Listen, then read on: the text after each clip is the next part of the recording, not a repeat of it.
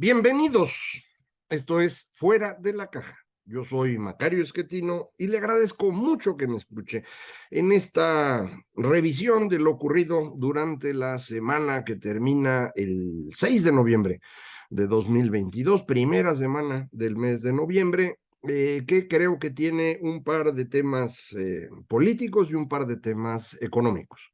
En materia política, lo más importante que tenemos ahorita es un nuevo intento del presidente López Obrador por robarse la elección de 2024, ahora disfrazado de una reforma electoral. ¿Cuál es la idea de la reforma electoral? No sé, no tengo mayor preocupación por ello, es algo que no hay que aceptar.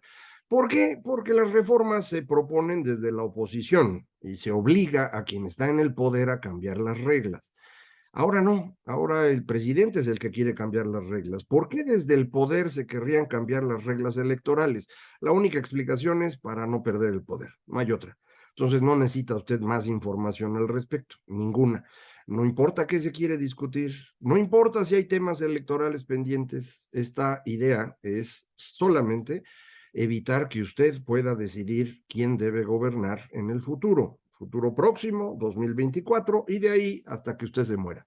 Entonces, usted no quiere eso. Usted quiere elegir quién va a gobernar. Usted quiere equivocarse. ¿Por qué? Pues porque tenemos ese derecho, elegir quién va a gobernar y equivocarnos al elegir y luego corregir con otro. Para poder hacerlo necesitamos que los votos se cuenten bien y para contarlos bien no hay nadie mejor que nosotros mismos, los ciudadanos. Así lo hemos hecho desde hace 25 años, los únicos 25 años en que este país ha tenido democracia. Ningún otro momento ha habido democracia, que no lo engañen. De manera pues que no hay ninguna razón para hacerle caso al presidente y discutir nada. He oído a muchas personas que traen ideas brillantes sobre segundas vueltas, sobre urnas electrónicas, sobre mejor forma de configuración del Congreso. Algunos incluso llegan a pensar en construir un gobierno parlamentario. Está muy bien. Todas esas cosas, si les gustan, platíquenlas en su casa, con sus amigos. Ese no es un tema que debamos discutir a nivel nacional, porque una reforma propuesta desde el poder tiene como único objetivo no perder el poder. Y eso es antidemocrático. Entonces, yo diría, olvidemos ese tema. ¿Qué va a ocurrir? No tengo idea. Han estado jugando con que si el PRI ya se vendió, que si los de Movimiento Ciudadano, que los de... No importa. Yo creo que es un tema que no hay que discutir y por lo tanto ahí la dejo. ¿Cuál es el otro tema político que tenemos? Uno que viene ahora y no es en México, es la elección intermedia en los Estados Unidos, que ocurrirá este martes, probablemente cuando usted esté escuchando este podcast o viendo esta emisión, esté ya la votación en los Estados Unidos para hacer el cambio en la Cámara de Representantes, una cantidad importante de senadores, muchos gobernadores. Lo relevante es que es un paso más en este enfrentamiento entre visiones del mundo que cada vez son también allá menos proclives a la democracia. De un lado, está clarísimo el señor Trump, que es un enemigo de la democracia, que intentó un golpe de Estado el 6 de enero de 2021, que ya está absolutamente claro que él organizó y que quería impedir la toma de posesión del señor Joe Biden, y que desde entonces ha inventado un fraude electoral, igual que ya saben quién, y con eso pues va a mantener un cuento para pues, tener un discurso político por mucho tiempo. No sabemos si va a poder competir en el 24 o no, él dice que sí. En cualquier caso, ya tiene competencia al interior de su propio partido, dos personas, el gobernador de Florida, Ron DeSantis, y el gobernador de Texas, el señor Abbott. Ambos quieren ser candidatos presidenciales del Partido Republicano. Los dos son políticos de profesión, no son como Trump. Entonces, en caso de llegar ellos al poder, pues habrá más resultados de los que Trump obtuvo. Y a lo mejor no son resultados buenos. En cualquier caso, al menos 30% de los estadounidenses cree en el cuento del fraude de 2020, en donde Trump debía haberse quedado en la presidencia y Biden no debe estar ahí. Y eso es un problema serio. Los que van a votar ahora y las personas que se van a elegir En muchos casos del Partido Republicano ya son trumpistas declarados, ya no es el viejo Partido Republicano conservador, pero también promotor del libre comercio, con características bastante democráticas, con preferencias que no necesariamente todos comparten, pero por eso la democracia es buena. Ese partido ya no existe, ahora está en manos, insisto, de este demente que pues con tal de no perder el poder, inventó un fraude que nunca existió y en caso de llegar a la presidencia hará lo mismo que el loco de acá, tratando de quedarse eternamente ahí. En los casos de ambos, eso de eternamente ya son unos pocos años, pero de cualquier manera el daño general al sistema es bastante serio. Ahora, esto no significa que del lado demócrata sean ángeles y santos, no, ahí tenemos otro problema muy serio que se está reflejando sobre todo en las universidades y en los medios de comunicación, que tiene que ver con esta cultura de la cancelación. Es decir, existen algunas ideas que están bien y todas las demás están mal. Y si usted no tiene las ideas que están bien, usted no debe tener derecho a hablar. Es un problema mayor. Acaba de salir un libro que, por cierto, coincide mucho con lo que yo ya le he platicado en los podcasts de largo aliento acerca de las transformaciones ocurridas en los últimos 500 años, todas ellas asociadas a cambios en la tecnología comunicacional. Este libro, La paradoja de la democracia, afirma que la democracia en el fondo es una sola cosa, es el derecho a expresarse, es que todos tenemos derecho a hablar y que podemos hablar de cualquier cosa. Son las dos características que los autores de este libro, que si no me acuerdo cómo se llaman, los dos autores afirman que esa es la esencia de la democracia. Problema es que si todos podemos hablar y podemos decir lo que queramos, entonces esto nos va a llevar al caos. Y por eso la democracia tiende continuamente al caos. Y la forma de evitar que llegue al caos es poniéndole ciertos límites al funcionamiento de la democracia para que la estabilidad nos permita la permanencia de este tipo de sistema. Eso es la democracia liberal, un sistema democrático en donde todo el mundo puede hablar, se puede hablar de todo, pero casi de todo, y vamos limitando la forma como se transmite la información. Durante el siglo XX esto funcionó alrededor de sistemas de control del discurso. Usted podía decir lo que fuera, pero no necesariamente eso iba a salir en televisión, ni iba a aparecer en los periódicos, ni mucho menos a 8 columnas.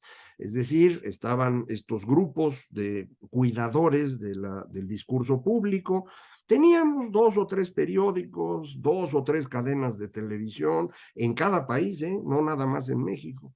De manera pues que el discurso se controlaba de esa manera y nos permitía seguir discutiendo de todo en su casa, pero no mandar sus ideas extrañas a todo el mundo al mismo tiempo. Bueno, las redes sociales eso han permitido y nos han metido en un proceso de distorsión. No es la primera vez que ocurre. Como ya lo comentamos en largo aliento, eso fue lo que pasó cuando aparecieron los libros, cuando aparecieron los periódicos, cuando aparecieron los medios masivos, el cine, la radio, el telégrafo, y paulatinamente se fue encontrando cómo controlar esos discursos, no para evitarlos, sino simplemente para administrarlos de una manera que impida el caos. Bueno, esto es lo que estamos ahora tratando de hacer. Mientras lo logramos, el problema está en estos personajes extremistas que estamos viendo. De un lado, estos personajes que están en contra del Estado y que creen que el poder que viene del dinero es el único que vale, como el señor Trump, o aquí el señor Salinas Pliego, o el señor Bolsonaro, etcétera. O los que creen que la verdad está en manos de un pequeño grupo iluminado que nos va a decir cómo debemos comportarnos. Y esos son las dos ideas que hemos estado peleando continuamente en los últimos 500 años, no es nada nuevo. Van cambiando esas ideas. En algún momento estas ideas de quienes quieren que el Estado esté controlado por el poder económico es lo que fue el fascismo hace 100 años, y los que creen que las ideas de los iluminados deben controlar al mundo, pues es el comunismo de hace 100 años. Hoy no tenemos ni ese fascismo ni ese comunismo, pero sí tenemos a los loquitos estilo Trump de un lado y a los loquitos estilo los woke, como les dicen en Estados Unidos, los despiertos despiertos, los iluminados, que nos van a decir qué está bien y qué está mal. Bueno, los dos son un problema. Y ese problema es el que no podemos resolver aún. Y esos dos son los que se enfrentan en las elecciones. Si usted le dice a los estadounidenses, oiga, no vote por Trump, porque, o la gente de Trump, porque, pues mire, tiene todos estos defectos. Pues el estadounidense le va a decir con mucha razón, oiga, sí, pero mire a los de al otro lado, no me dejan opinar sobre características de género, sobre características de color de piel, sobre cómo deberíamos vivir, quieren que yo haga lo que a ellos les gusta, entonces tampoco les convence. Yo pienso que es algo que tenemos que evaluar con cierta objetividad. Los dos discursos son un problema, los dos discursos llevan al caos. Mucha gente dice, no, es que el problema es Trump. Pues sí, sí es un problema, pero del otro lado también, ¿eh? No, no crea usted que enfrente de Trump hay puro ángel. Si fuera así, desde hace rato hubieran ganado sin problema. Esa fue la gran dificultad de Joe Biden. Para poder ganar, tuvo que acumular a su alrededor grupos de republicanos que no son trumpistas, de demócratas tradicionales, de sindicatos, de ambientalistas y de loquitos woke. Y esa coalición no le permite gobernar bien. Además, sí está viejito, sí se ve. Entonces, bueno, pues está difícil todo, ¿no? A ver qué pasa este martes. Ojalá y para fines de la semana ya tengamos claro qué ocurrió y podamos entender cuál va a ser el efecto de esa elección intermedia en lo que viene. Va a ser muy importante en el camino a 2024 en Estados Unidos, cuando ellos cambian presidente, pero va a ser muy importante en todo el mundo. Acuérdense que estamos viviendo un proceso de transformación global muy profundo y lo que ocurre en Estados Unidos, el país económicamente y militarmente más poderoso del mundo, pues no es cosa menor. Entonces hay que estar atento a eso. Ahí viene uno de los temas económicos, nuestro conflicto con Estados Unidos alrededor de tema energético. En el fondo es un problema de competencia económica. El gobierno mexicano no quiere competencia para la Comisión Federal de Electricidad y pues los competidores dicen, oiga, necesitamos que todo el mundo entre con las mismas reglas y no haya reglas especiales para la comisión. Eh, Ese es un pleito con mexicanos, españoles, italianos, canadienses y norteamericanos, pero estos últimos son los que levantaron el panel, los canadienses se sumaron. No se ha decidido si el panel arranca o no. Terminó el tiempo de consultas, Estados Unidos había dado un poco de margen. A los 2 días del margen se fue la secretaria de Economía y entró la señora Buenrostro, y esta semana tuvieron una primera reunión la señora Buenrostro con la embajadora Tai, la encargada de comercio de Estados Unidos. No sé exactamente qué platicaron, nunca sabía uno, pero sacaron su boletincito. Y el boletín de la señora Tai de Estados Unidos dice, pues que le comentó a la señora Buenrostro que está el tema del panel y que además hay un problema ya en maíz, que México está inventando que el maíz es transgénico, que usa esto, glifosato, que en México dicen que es un problemón y es una mentira, pero ya ven cómo son estos personajes, que lo que les encanta es el incienso y el alma del maíz y unos cuentos increíbles. Pues ese es otro problema que ya está entrando. No sé si esto inmediatamente después de las elecciones intermedias o poco después de ello, se vaya a convertir ya en un panel. Si hay un panel, lo vamos a perder. De verdad, no hay manera de defender lo que está haciendo el gobierno mexicano. Entonces, pues nos va a costar una lana. Cuando eso ocurra y le digan al presidente, oiga, perdimos y hay que pagar y nos van a cobrar con aranceles, se corre el riesgo que el presidente diga, no, yo no voy a aceptar eso, es más, nos vamos del Temec. Eso sería un problemón. Para poder salir de un tratado de libre comercio, en particular de este, lo único que hay que hacer es avisar con 6 meses. Digo, no se puede uno ir para el otro día, son 6 meses. Pero en el momento que usted anuncia, el impacto se nota. Es decir, personas que invirtieron en México, viendo que se puede cerrar el mercado, van a decir, yo ya me voy. Otros que pensaban venir dejarán de venir. Y eso sería para México una tragedia inmensa. Yo no sé si el presidente pueda entender esto, si hay alguien que le explique. Todo parece indicar que no le queda totalmente claro lo que ocurre y esto lo vemos en el caso de los presupuestos, del manejo de las finanzas públicas. También esta semana los diputados aprobaron un cambio en la ley, tiene que pasar al Senado, pero me imagino que lo aprobarán, solo requiere mayoría simple. Un cambio en la ley para que el gobierno pueda monetizar, digámoslo así, activos que tiene por ahí en distintas cosas, para poder pagar pensiones en algunas cosas, para poder pagar Fobiste, para poder pagar algo de Infonavit. Y alrededor de eso mucha gente dice, no, es que van sobre las Afores. Este cuento de las Afores lo traen desde hace años. No, no está pasando nada de eso. Las Afores son cuentas individuales. Cada uno de ustedes, si tienen trabajo, lo tuvieron, si fueron registrados en una Afore, tienen su cuenta individual con una institución bancaria o con una institución de pensiones, que muchas veces son también bancarias, pues, perdón, donde usted lleva su dinerito, ¿no? No lo puede sacar hasta que tenga 65 años. Si mete dinero, usted propio sí lo puede sacar un par de veces al año, pero es suyo, ¿eh? No se preocupe, eso no va a pasar nada. La mitad de ese dinero de todos los ahorros de los mexicanos en las Afores ya está en CETES o en bondes o en M, es decir, bonos del gobierno mexicano. Pero no se los van a robar, eso no se preocupe. El cambio que se está haciendo, lo que le va a permitir a este gobierno es gastarse el dinero que tienen en activos que la verdad deberían guardarse para el futuro. Lo mismo que hicieron con los fondos y fideicomisos, ¿no? Donde se llevaron 400,000 millones de pesos, poco más. Ahora pues son 600,000 millones de pesos. ¿Por qué hacen eso? Porque no les alcanza. Lo que ya dijimos aquí muchas veces, estamos ya en una crisis fiscal, el gobierno no le alcanza el dinero. Estamos entrando a un periodo de tasas de interés altas, con una deuda que no es pequeña, que sí se incrementó durante este gobierno y que, pues, para poder pagar esos intereses y el servicio a la deuda, pues requieren cada vez más recursos. Además, el presidente ha estado regalando dinero en sus programas clientelares porque cree que con eso va a ganar los votos y tiene razón en buena parte. Le sigue tirando dinero a Pemex, que es un dinero pues, igual que si lo incendiara usted con un encendedor, ¿eh? O sea, es exactamente el mismo resultado, hasta contaminan igual los dos. Eh, y eso es en donde está el dinero. Pues no alcanza ya, y como no alcanza, pues ya no hay vacunas, no las compran porque el dinero lo están usando para incendiarlo, para quemarlo. Es una cosa de locos esto. No están gastando en las cosas que ya teníamos, estancias infantiles, escuelas de tiempo completo, mantenimiento de las mismas escuelas, ya se complicó lo de los pasaportes, a donde vaya usted a hacer un trámite federal no hay manera porque no tienen papelería o no tuvieron red. ¿Cuántos hackeos hay?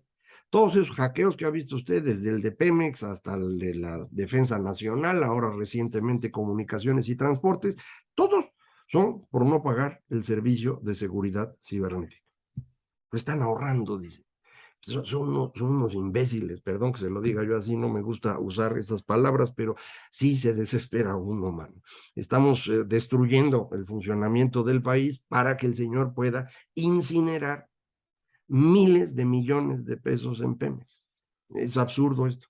Bueno, falta todavía estos 2 años que tenemos y yo creo que para el próximo ya no dan las cuentas. Ya volví a hacer los numeritos y a mí me da un déficit para el próximo año del gobierno mexicano de 5 puntos del PIB. Eso ya no tiene forma de pararse. O sea, si uno, como los últimos años, he estado publicando 3%, ¿no? Pero ese 3% no es 3%, es más. Lo que ocurre es que no se ve porque fue el saqueo de los fondos. Ahora va a ser de 5 el próximo año, pero van a reportar que nomás fue 4 porque por este puntito va a ser el saqueo de los fondos que ahora les están autorizando. Y así se la van a querer ir llevando. Cuando al final nos demos cuenta que no había dinero, es porque ya no va a haber dinero en ningún lado, ninguna reserva de ningún tipo. Y quien esté en la presidencia en ese momento va a estar en una tragedia espantosa. Eh, yo pienso que sería lo más correcto que eso le pasara a López Obrador, porque él es el culpable. Pero pues no sé si va a ocurrir. A lo mejor de veras aguantan y logran entregar la presidencia a los que sigan y a ellos les explota la bomba. Yo no lo sé. Eso lo veremos después, pero quédele claro a usted que no hay manera de salir de esto. Sí estamos, como dice mi libro, en el precipicio ya, el precipicio fiscal, y el final de esto es un gobierno que no va a poder hacer su chamba, con una economía estancada, con un problema inflacionario y sin procedimientos claros para procesar el enojo de la población. Eso es a mí lo que me angustia rumbo al 24 y ese es el tema en términos económicos que me parece conveniente que discutamos. No están sus afores en riesgo, es el país el que está en riesgo, es otra cosa distinta. Pero aquí, como siempre, seguiremos platicando de eso y de cualquier otra cosa. Muchísimas gracias. Esto fue Fuera de la Caja.